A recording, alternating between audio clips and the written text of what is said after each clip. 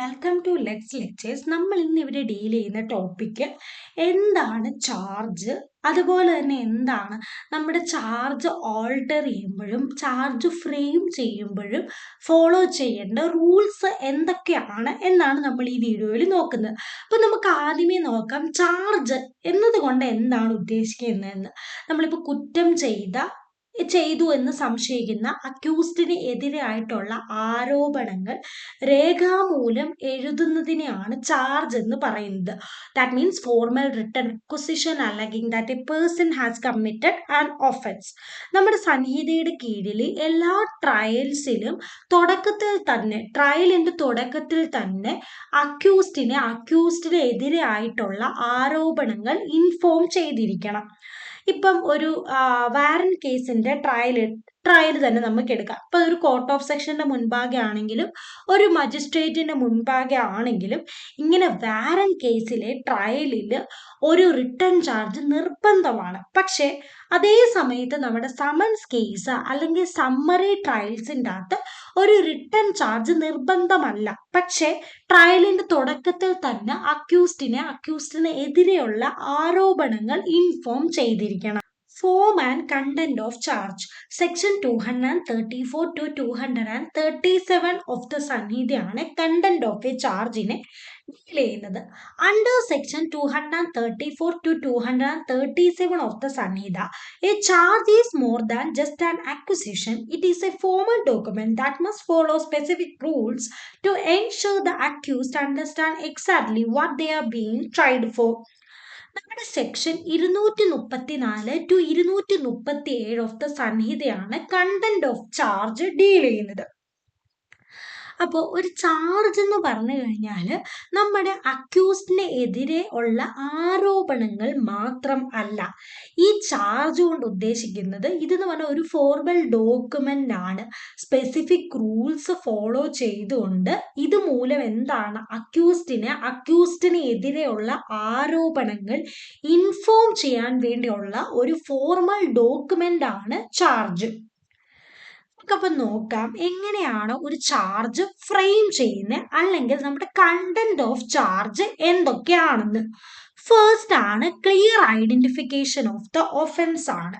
ഫസ്റ്റത്തെ കാര്യം എന്ന് പറഞ്ഞാൽ എല്ലാ ചാർജിൻ്റെ അകത്തും അക്യൂസ്ഡിന്റെ മേളില് ആരോപിച്ചിരിക്കുന്ന ആ ഒഫൻസ് എന്താണെന്ന് ക്ലിയർലി സ്റ്റേറ്റ് ചെയ്തിരിക്കണം നമ്മുടെ ചാർജിൻ്റെ അകത്ത്. Second one, naming the offence. If the law gives the offence a specific name, just mentioning that name is enough. No need to explain it in detail. ഇപ്പോൾ ഒരു ചാർജിൻ്റെ അകത്ത് ഒരു അക്യൂസ്ഡിന് എതിരായിട്ട് ആരോപിച്ചിരിക്കുന്ന ഒരു ഒഫൻസ് ഉണ്ടാവും. ആ ഒഫൻസിന്റെ പേര് കൃത്യമായിട്ട് മെൻഷൻ ചെയ്തിരിക്കണം. ആ ഒഫൻസിന് ഒരു പേരുണ്ടെങ്കിൽ ആ പേര് കൃത്യമായിട്ട് മെൻഷൻ ചെയ്തിരിക്കണം. ആ ഒഫൻസിനെ എക്സ്പ്ലെയിൻ ചെയ്യേണ്ട ആവശ്യമില്ല. ആ ഒഫൻസിന്റെ പേര് കൃത്യമായിട്ട് മെൻഷൻ ചെയ്തിരിക്കണം. ഇപ്പം ബിനെ മർഡർ ചെയ്തു, അപ്പൊ ആ ഒഫൻസിന് മർഡർ എന്ന പേരുണ്ട്. അപ്പൊ ആ മർഡർ എന്ന പേര് ചാർജിന്റെ അകത്ത് ക്ലിയർലി മെൻഷൻ ചെയ്തിരിക്കണം. Then the third point is describing the offense when no specific name exists. ഇപ്പോൾ ഒരു ഒഫൻസിനെ ഡിഫൈൻ ചെയ്യാൻ വേണ്ടി ഒരു പേരില്ല. അങ്ങനെയുള്ള സാഹചര്യത്തിൽ നമ്മുടെ അക്യൂസ്ഡിന് മനസ്സിലാവാൻ വേണ്ടി ആ ഒഫൻസിന് ഒരു ലീഗൽ ഡെഫിനിഷൻ നമ്മുടെ ചാർജിൻ്റെ അകത്ത് ഇൻക്ലൂഡ് ചെയ്തിരിക്കണം. ദാറ്റ് മീൻസ് നമുക്കൊരു എക്സാമ്പിൾ എടുക്കാം. ഇപ്പം എന്ന് പറഞ്ഞ ഒരു വ്യക്തി ലീഗൽ അതോറിറ്റി കണ്ടക്ട് ചെയ്യുന്ന ഒരു സെയിലിനെ ഒബ്സ്ട്രക്ട് ചെയ്തു. ആ സെയിലിന് തടസ്സമായിട്ട് നിന്നു. അപ്പൊ ഇവിടെ എന്ന് പറഞ്ഞാൽ ഈ ഒഫൻസിനെ ഡിഫൈൻ ചെയ്യാൻ വേണ്ടി ഒരു പേരില്ല ഈ ഒഫൻസിന്. അപ്പൊ ഈ സാഹചര്യത്തിൽ നമ്മൾ ചാർജിൽ ഇങ്ങനെ മെൻഷൻ ചെയ്യും, obstruct a property sale conducted by legal authority. ഇപ്പോൾ ഒരു ഒഫൻസിന് ഒരു നെയിം ഇല്ലെങ്കിൽ ആ ഒഫൻസിന് ഉള്ള ഒരു ലീഗൽ ഡെഫിനിഷൻ ആയിരിക്കും നമ്മൾ ചാർജിൻ്റെ അകത്ത് ഇൻക്ലൂഡ് ചെയ്യുന്നത്. Mentioning the law. നമ്മുടെ ഇപ്പം ചാർജിൻ്റെ അകത്ത് അക്യൂസ്ഡിന് എതിരായിട്ട് ആരോപിച്ചിരിക്കുന്ന ആ ഒഫൻസിന്റെ സെക്ഷൻ നമ്പറും അതുപോലെ തന്നെ ആ ഒഫൻസിനെ റിലേറ്റഡ് ആയിട്ടുള്ള ആ എക്സാക്ട് ലോയും ചാർജിൻ്റെ അകത്ത് മെൻഷൻ ചെയ്തിരിക്കണം. പിന്നെ ഫിഫ്ത്ത് പോയിന്റ് ആണ് സ്പെസിഫിക് മാറ്റേഴ്സ് ആണ്. It should also include key details like the time and place of the alleged offence and who or what was affected ആണ്. നമ്മുടെ ചാർജിൻ്റെ അകത്ത് ഈ ഒഫൻസ് കമ്മിറ്റ് ചെയ്ത ടൈം, പ്ലേസ് എല്ലാം മെൻഷൻ ചെയ്തിരിക്കണം. അതുപോലെ തന്നെ ആരാണ്, എന്താണ് ഈ ഒഫൻസ് കാരണം അഫക്റ്റ് ആയിട്ടുള്ളത് എന്നും മെൻഷൻ ചെയ്തിരിക്കണം. Sixth point is previous convention. ഇപ്പൊ ഈ ചാർജ് ഫ്രെയിം ചെയ്യുന്നതിന് തൊട്ട് മുന്നാകെ അക്യൂസ്ഡിന് എന്താണ് ഇന്ത്യൻ കോർട്ട് അക്യൂസ്ഡിനെ കൺവിക്റ്റ് ചെയ്തിട്ടുണ്ടെങ്കിൽ ആ കൺവിൻഷൻ മൂലം ഇദ്ദേഹത്തിന് ഒരു സിവിയർ ആയിട്ടുള്ള പണിഷ്മെന്റ് കിട്ടാൻ സാധ്യതയുണ്ട്.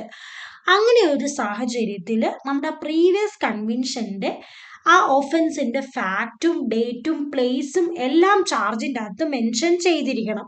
അതുപോലെ തന്നെ rule 64 of the Kerala criminal rule of practice പ്രകാരം സെക്ഷൻ 271 സബ്സെക്ഷൻ 3 259 കീഴിൽ മൾട്ടിപ്പിൾ പാസ്റ്റ് കൺവിൻഷൻ നമ്മുടെ അക്യൂസ്ഡിനുണ്ടെങ്കിൽ ചാർജിൻ്റെ അകത്ത് ഈ കൺവെൻഷൻ ആണെങ്കിൽ സെപ്പറേറ്റ് ഹെഡിൽ വേണം പ്ലേസ് ചെയ്യാൻ വേണ്ടി. ഒരു ഹെഡിന്റെ കീഴിൽ തന്നെ ഈ ഒന്നിലധികമോ കൺവെൻഷൻ ഉണ്ടെങ്കിൽ മെൻഷൻ ചെയ്യരുത്.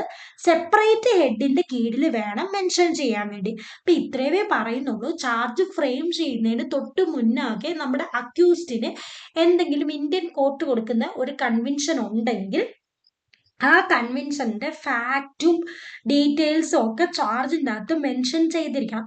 അതുപോലെ തന്നെ നമ്മുടെ ക്രിമിനൽ റൂൾ ഓഫ് പ്രാക്ടീസിന്റെ റൂൾസ് പ്രകാരം rule number 64 of criminal rule of practice പ്രകാരം സെക്ഷൻ 250 അല്ലെങ്കിൽ സെക്ഷൻ 271 സബ്സെക്ഷൻ 3 പ്രകാരം ഒന്നിലധികമോ ഒഫൻസിന് പാസ്റ്റിൽ അദ്ദേഹത്തിനെ കൺവിക്റ്റ് ചെയ്തിട്ടുണ്ടെങ്കിൽ ഓരോ ഒഫൻസും ചാർജിൻ്റെ അകത്ത് സെപ്പറേറ്റ് ഹെഡിന്റെ കീഴിൽ വേണം പ്ലേസ് ചെയ്യാൻ വേണ്ടി.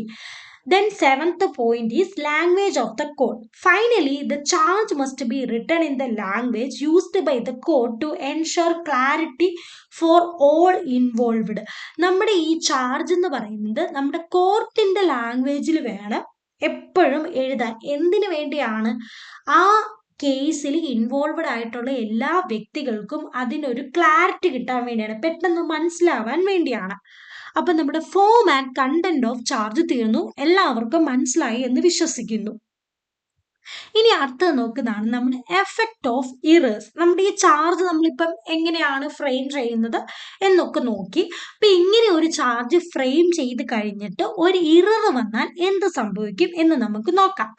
സെക്ഷൻ 238 ഓഫ് ദ സംഹിത പ്രകാരം minor error in the charge no big deal unless it causes injustice. ഇപ്പൊ നമ്മുടെ ചാർജിന്റെ അകത്തൊക്കെ ഒരു മൈനർ ഇറർ വന്നെന്ന് പറയുന്നു, അതൊരു വലിയ ബിഗ് ഡീൽ അല്ല. പക്ഷെ എന്താണ്, ഇതൊരു ഇൻജസ്റ്റിസിന് കാരണമാകുകയാണെങ്കിൽ ഉറപ്പായിട്ടും അതൊരു ബിഗ് ഡീല് തന്നെയാണ്.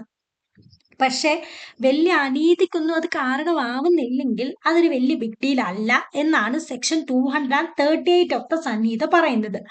According to section 238 of the സംഹിത, small mistake or omission in the charge like a wrong offence name or missing details don't automatically ruin a case. These errors are only considered serious if they actually mislead the accused and result in a failure of justice. നമ്മുടെ section 238 of the സംഹിത പ്രകാരം ചാർജിൻ്റെ അകത്ത് ചെറിയ ചെറിയ mistake അല്ലെങ്കിൽ ചെറിയ ചെറിയ കാര്യങ്ങൾ ഇൻക്ലൂഡ് ചെയ്യാൻ വേണ്ടി വിട്ടു പോവുകയാണെങ്കിൽ, ലൈക്ക് നമ്മുടെ ഒഫൻസ് നെയിം ഇൻക്ലൂഡ് ചെയ്യാൻ വിട്ടുപോയി അല്ലെങ്കിൽ ചെറിയ ഡീറ്റെയിൽസ് ഇൻക്ലൂഡ് ചെയ്യാൻ വേണ്ടി വിട്ടുപോയി, അങ്ങനെയൊക്കെ ആണെങ്കിൽ ഈ കേസിനെ അത് റൂയിൻ ചെയ്യത്തില്ല. പക്ഷെ ഇങ്ങനെ ഈ ഒരു മിസ്റ്റേക്ക് മൂലം അല്ലെങ്കിൽ ഈ ഒരു ഒമിഷൻ മൂലം അനീതിക്ക് കാരണമാവുകയാണ്, അല്ലെങ്കിൽ ജസ്റ്റിസ് പ്രൊവൈഡ് ചെയ്യാൻ വേണ്ടി സാധിക്കുന്നില്ല, അല്ലെങ്കിൽ അക്യൂസ്ഡിനെ മിസ്ലീഡ് ചെയ്യാൻ വേണ്ടി സാധ്യതയുണ്ടെങ്കിൽ ഈ ഇറേഴ്സ് നമ്മൾ കൺസിഡർ ചെയ്യണം. ഈ ഇറേഴ്സ് സീരിയസ് ആണ്. ഇൻ ഷോർട്ടിൽ പറഞ്ഞു കഴിഞ്ഞാൽ it's not about perfection, it is about fairness. If the accuse clearly understand the case and is in harmed by the error, the trial goes on. അപ്പൊ മൊത്തത്തിൽ ഇത്രയേ ഉള്ളൂ. ഇത് സത്യം പറഞ്ഞ ഒരു പെർഫെക്ഷൻ അല്ല ഉദ്ദേശിക്കുന്നത്. ഇത് എന്ന് പറഞ്ഞാൽ ഒരു ഫെയർനെസ് ആണ് ഉദ്ദേശിക്കുന്നത്. ഇപ്പൊ ചെറിയ ചെറിയ എററുകളേ ഉള്ളൂ, അത് അക്യൂസ്ഡിനെ മിസ്ലീഡ് ചെയ്യുന്നില്ലെങ്കിൽ അത് കുഴപ്പമല്ല. പക്ഷെ അത് അക്യൂസ്ഡിനെ മിസ്ലീഡ് ചെയ്യുന്നുണ്ട്, അതുപോലെ തന്നെ ഫെയിലിയർ ഓഫ് ജസ്റ്റിസിനും കാരണമായി കഴിഞ്ഞാൽ അത് സീരിയസ് ആണ് ഈ ഇറേഴ്സ് എന്നാണ് പറയുന്നത്. ഇനി അടുത്താണ് നമ്മളപ്പോ എന്തൊക്കെ നോക്കി? നമ്മൾ form and content of charge നോക്കി, അതുപോലെ തന്നെ ചാർജിൽ ഒരു ഇറർ വന്നാൽ എന്താണ് അതിന്റെ എഫക്റ്റ് എന്നും നോക്കി. ഇനി അടുത്തത് നോക്കുന്നതാണ് നമ്മുടെ alteration of charges. Notes on alteration of charge ഞാനൊരു സമ്മപ്പ് ചെയ്ത് കൊടുത്തിട്ടുണ്ട്. ഇതിലും നിങ്ങൾ ഇനി കുറെ പോയിന്റ്സ് വിട്ടിട്ട് പഠിക്കാന്ന് വിചാരിക്കേണ്ട, ഇത് അറ്റ്മോസ്റ്റ് ഷോർട്ട് ആയിട്ടാണ് ഞാൻ കൊടുത്തിരിക്കുന്നത്. സെക്ഷൻ 239 ഓഫ് ദ സംഹിത ആണ് ഇവിടെ നമ്മുടെ ഓൾട്ടറേഷൻ ഓഫ് ചാർജസ് ഡീൽ ചെയ്യുന്നത്. Charges can be changed even mid-trial. Under section 239 subsection 1, any court has the power to alter or add to a charge at any time before judgment is delivered. നമ്മുടെ section 239 subsection 1 of the സംഹിത പ്രകാരം നമ്മുടെ ഏതൊരു കോർട്ടിനും charges alter ചെയ്യാനോ ചാർജസിൽ കൂടുതൽ കാര്യങ്ങൾ add ചെയ്യാനോ ഉള്ള അവകാശമുണ്ട്. പക്ഷെ എപ്പോഴായിരിക്കണം? ജഡ്ജ്മെന്റിന്റെ മുന്നാകെ ആയിരിക്കണം. ഈവൻ ദോ ട്രയലിന്റെ നടുക്ക് വെച്ചിട്ട് വേണമെങ്കിലും കോർട്ടിന് ചാർജസിലേക്ക് കുറെ കാര്യങ്ങൾ ആഡ് ചെയ്യാം, അതുപോലെ തന്നെ ചാർജസ് ഓൾട്ടർ ചെയ്യാൻ വേണ്ടിയും സാധിക്കും. Accused must be informed clearly. Any change must be read out and explained to the accused. If this is not done, the accused is prejudiced in their defense. The conviction becomes illegal. The goal is simple. The accused must know what exactly they are defending themselves against.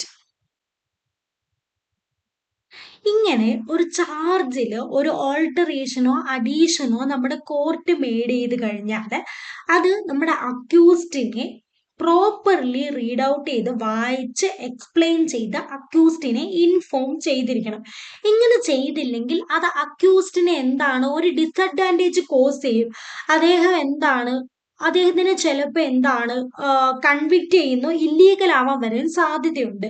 ഇതിന്റെ പിന്നിലുള്ള ഒരു പ്രധാന ലക്ഷ്യം എന്താന്ന് വെച്ചാൽ, ഇപ്പൊ ചാർജിന്റെ അകത്ത് എന്തെങ്കിലും ഒരു ഓൾട്ടറേഷനോ അതുപോലെ തന്നെ എന്തെങ്കിലും ഒരു അഡീഷനോ കോർട്ട് ചെയ്ത് കഴിഞ്ഞാൽ അത് പ്രോപ്പർലി അക്യൂസ്ഡിനെ ഇൻഫോം ചെയ്തിട്ടില്ലെങ്കിൽ അതിനെ ഡിഫെൻഡ് ചെയ്യാനുള്ള ഒരു ഓപ്പർച്യൂണിറ്റി അക്യൂസ്ഡിന് ലഭിക്കില്ല. അതാണ് ഇതിന്റെ പ്രധാനപ്പെട്ട ഒരു ഗോൾ എന്ന് നമുക്ക് പറയാം. ഇങ്ങനെ ഇൻഫോം ചെയ്യുന്നതിന്റെ പിന്നിലുള്ള ഒരു പ്രധാനപ്പെട്ട ഗോൾ.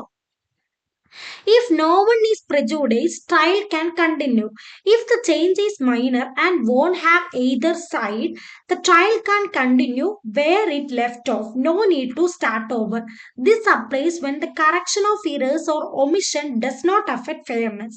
ഇപ്പൊ ഇങ്ങനെ ഒരു ചാർജിൽ ഒരു മൈനർ ആയിട്ടുള്ള ചേഞ്ചസേ വരുത്തിയിട്ടുള്ളൂ, അതാണെങ്കിൽ നമ്മുടെ അക്യൂസ്ഡിനെ ഇൻഫോം ചെയ്തിട്ടില്ല.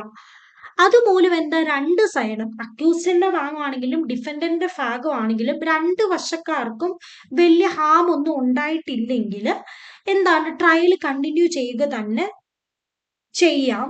അതിന്റെ ട്രയൽ വീണ്ടും സ്റ്റാർട്ട് ചെയ്യേണ്ട ആവശ്യമൊന്നുമില്ല. അപ്പൊ ഇതിനകത്ത് ഇത്രേ ഉദ്ദേശിക്കുന്നുള്ളൂ. ഇപ്പം മൈനർ ആയിട്ടുള്ള ചാർജസിലെ ചേഞ്ചസ് ഒന്നും ഇൻഫോം ചെയ്തില്ലെങ്കിലും കുഴപ്പമില്ല. പക്ഷെ അതൊരു ഇൻജസ്റ്റിസിന് കാരണമാവുകയാണെങ്കിൽ ഉറപ്പായിട്ടും അത് പ്രശ്നം തന്നെയാണ്. പക്ഷെ രണ്ട് ഭാഗക്കാർക്കും വലിയ കുഴപ്പങ്ങളൊന്നും അതുമൂലം ഉണ്ടാക്കുന്നില്ലെങ്കിൽ, മൈനർ ചേഞ്ചസ് ഒന്നും ഇൻഫോം ചെയ്തില്ലെങ്കിലും കുഴപ്പമില്ല എന്നാണ് പറയുന്നത്. If there is prejudice, pause or restart. If the amendment is serious enough to affect the fairness of the trial, the court must adjourn the proceeding or order a retrial to ensure justice. ഇപ്പൊ നമ്മൾ തൊട്ട് മുന്നേ പറഞ്ഞു, ഇപ്പൊ നമ്മുടെ ചാർജിന്റെ അകത്ത് വന്നിരിക്കുന്ന ഓൾട്ടറേഷനോ അഡീഷനോ മൈനർ ആണെങ്കിൽ അത് നമ്മുടെ അക്യൂസ്ഡിനെ ഇൻഫോം ചെയ്തിട്ടില്ലെങ്കിലും അല്ലെങ്കിൽ ഡിഫൻഡന്റിനെ ഇൻഫോം ചെയ്തിട്ടില്ലെങ്കിലും കുഴപ്പമില്ല. പക്ഷെ ഇവിടെ ഒരു കണ്ടീഷൻ ഉണ്ട്, ഇത് മൂലം ഒരിക്കലും ഇൻജസ്റ്റിസിന് കാരണമാവരുത് എന്ന് പറഞ്ഞിട്ടുണ്ട്. അപ്പൊ നമ്മുടെ ചാർജിൽ വളരെ സീരിയസ് ആയിട്ടുള്ള ചേഞ്ചസ് ആണ്, അമെൻമെന്റ് ആണ് കൊണ്ടുവരുന്നതെങ്കിൽ അതുമൂലം ട്രയലിന്റെ ഫെയർനെസ്സിനെ അഫക്ട് ചെയ്യാൻ സാധ്യതയുണ്ടെങ്കിൽ നമ്മുടെ കോർട്ടാണെങ്കിൽ പ്രൊസീഡിങ്സ് അഡ്ജേൺ ചെയ്തിട്ട് ജസ്റ്റിസ് എൻഷുർ ചെയ്യാൻ വേണ്ടി ട്രയല് ഒന്നുകൂടെ കണ്ടക്ട് ചെയ്യണം, റീട്രയലിന് വേണ്ടി ഓർഡർ ചെയ്യണം എന്നാണ് പറയുന്നത്. Witness can be recalled by only if asked. After a charge is changed mid-trial, both the prosecution and the accused has the right to recall and re-examine any witness already examined and call new witness relevant to the altered change. Not the court does not do it this automatically. The request must come from the either party. ഇപ്പൊ ഇങ്ങനെ ഒരു ട്രയലിന്റെ നടുക്ക് വെച്ചിട്ട് നമ്മുടെ charges court alter ചെയ്യുകയാണ്. അപ്പൊ നമ്മുടെ പ്രോസിക്യൂഷനും അതുപോലെ തന്നെ അക്യൂസ്ഡിനും വിറ്റ്നസിനെ റീകോൾ ചെയ്തിട്ട് റീഎക്സാമിൻ ചെയ്യാനുള്ള റൈറ്റ് ഉണ്ട്. അതുപോലെ തന്നെ എന്താണ്, ഈ ചേഞ്ചസിന് അനിവാര്യമായിട്ടുള്ള പുതിയ വിറ്റ്നസിനെ കോൾ ചെയ്യാനുള്ള അവകാശവും നമ്മുടെ പ്രോസിക്യൂഷനും അക്യൂസിനും ഉണ്ട്. പക്ഷെ ഇവിടെ ശ്രദ്ധിക്കേണ്ട കാര്യം എന്താണെന്ന് വെച്ചാൽ കോർട്ട് ഓട്ടോമാറ്റിക്കലി എന്താണ് വിറ്റ്നസിനെ റീകോൾ ചെയ്ത് റീഎക്സാമിൻ ഒന്നും ചെയ്യത്തില്ല. പ്രോസിക്യൂഷന്റെ ഭാഗത്തു നിന്നോ അക്യൂസിന്റെ ഭാഗത്തു നിന്നോ ഒരു റിക്വസ്റ്റ് വന്നു കഴിഞ്ഞാൽ മാത്രമേ കോർട്ട് ഇങ്ങനെ റീകോൾ ചെയ്തിട്ട് റീഎക്സാമിൻ ചെയ്യത്തുള്ളൂ, അല്ലെങ്കിൽ പുതിയ വിറ്റ്നസിനെ കോൾ ചെയ്യത്തുള്ളൂ. സിക്സ്ത് പോയിന്റ് ആണ് mandatory but with safeguard. The court must allow the parties to recall witness if requested. However if the court feels the request is being made to delay, harass or manipulate justice, it can refuse. നമുക്ക് തൊട്ട് മുന്നേ പറഞ്ഞു, നമ്മുടെ പ്രോസിക്യൂഷനോ അല്ലെങ്കിൽ അക്യൂസ്ഡിന്റെ ഭാഗത്തു നിന്നോ നമ്മുടെ ഇങ്ങനെ ചാർജസിന്റെ അകത്ത് മേജർ ചേഞ്ചസ് വന്നു കഴിയുമ്പോൾ അതുമായിട്ട് കോപ്പപ്പ് ചെയ്യാൻ വേണ്ടി പുതിയ വിറ്റ്നസിനെ കോൾ ചെയ്യാനോ അല്ലെങ്കിൽ ഓൾറെഡി ഉള്ള ഒരു വിറ്റ്നസിനെ റീകോൾ ചെയ്തിട്ട് റീഎക്സാമിൻ ചെയ്യാനോ ഒരു ആപ്ലിക്കേഷൻ വന്നു കഴിഞ്ഞാൽ കോർട്ടാണെങ്കിൽ അവരെ എന്താണ് റീകോൾ ചെയ്തിട്ട് റീഎക്സാമിൻ ചെയ്യുമെന്ന്. പക്ഷെ ഇങ്ങനെ ഒരു ആപ്ലിക്കേഷൻ നമ്മുടെ പ്രോസിക്യൂഷന്റെ ഭാഗത്തു നിന്നോ അക്യൂസിന്റെ ഭാഗത്തു നിന്നോ വന്നു കഴിയുമ്പോൾ നമ്മുടെ കോർട്ടിന് തോന്നുകയാണ് ഇതെന്താണ് ജസ്റ്റിസ് ഡിലേ ചെയ്യാൻ വേണ്ടിയോ ഹരാസ് ചെയ്യാൻ വേണ്ടിയോ അല്ലെങ്കിൽ ജസ്റ്റിസിനെ മാനിപ്പുലേറ്റ് ചെയ്യാൻ വേണ്ടിയോ ആണ് ഇവരിങ്ങനെ ഇത് ചെയ്യുന്നത്, ഇങ്ങനെ ഒരു റിക്വസ്റ്റ് ചെയ്യുന്നത് എന്ന് തോന്നിക്കഴിഞ്ഞു കഴിഞ്ഞാൽ കോർട്ടിന് റെഫ്യൂസ് ചെയ്യാം ഇങ്ങനെ റീകോൾ ചെയ്യാനും റീഎക്സാമിൻ ചെയ്യാനും പുതിയ വിറ്റ്നസിനെ കോൾ ചെയ്യാൻ വേണ്ടി. മൊത്തത്തിൽ ഇത്രയേ ഉള്ളൂ. Court can fix or add to charges even during trial, but they must ensure the accused know exactly what's going on and must protect the fairness of the process at every stage. ഇപ്പം മൊത്തത്തിൽ ഇത്രയേ പറയുന്നുള്ളൂ. കോർട്ടിന് ചാർജസിൽ എന്തെങ്കിലും alteration ഉണ്ടെങ്കിലോ എന്തെങ്കിലും addition ഉണ്ടെങ്കിലോ ചെയ്യാം. നമ്മുടെ ട്രയലിന്റെ മിഡ് ട്രയലിൽ വേണമെങ്കിലും ചെയ്യാം. പക്ഷെ അവരെ ഒരു കാര്യം അവിടെ എൻഷുർ ചെയ്തിരിക്കണം, അക്യൂസ്ഡിന് ഈ ചേഞ്ചസ് അവർ എക്സാക്ട്ലി അറിഞ്ഞിരിക്കണം. അതുപോലെ തന്നെ എന്താണ് എല്ലാ സ്റ്റെപ്പിലും ഈ പ്രോസസ്സിൽ ഒരു ഫെയർനെസ് എൻഷുർ ചെയ്തിരിക്കണം. അത്രയേ ഉള്ളൂ. ഇപ്പം ക്ലിയർ ആണെന്ന് വിശ്വസിക്കുന്നു. ഞാൻ വളരെ ഷോർട്ടായിട്ടാണ് ഈ ഒരു ചാർജ് എന്ന് പറഞ്ഞ ഈ ഒരു സെക്ഷൻ ഡീൽ ചെയ്തിരിക്കുന്നത്. അതുകൊണ്ട് ഇതിൽ നിന്ന് ഇനിയും സോർട്ട് ഔട്ട് ചെയ്ത് പഠിക്കാൻ വേണ്ടി നിൽക്കരുത്. ഇത്രയും പോയിന്റ്സ് ഉറപ്പായിട്ടും പഠിച്ചിരിക്കണം. ഐ ഹോപ്പ് എല്ലാം ക്ലിയർ ആണെന്ന് വിശ്വസിക്കുന്നു. Thank you. ബാലൻസ് വീഡിയോ നമുക്ക് നെക്സ്റ്റ് സെക്ഷനിൽ കാണാം.